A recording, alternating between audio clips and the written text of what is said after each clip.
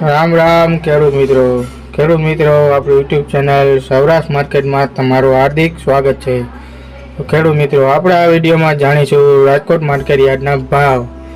રાજકોટ માર્કેટના ભાવ હું તમને જણાવું તે પહેલાં જો તમે ચેનલમાં નવા છો તો નીચે આપેલા સબસ્ક્રાઇબ બટનને પ્રેસ કરી દો અને બેલ આઇકનને ઓન કરી દો, જેથી કરીને આવનારા તમામ વિડીયો તમારા સુધી સૌપ્રથમ પહોંચી શકે।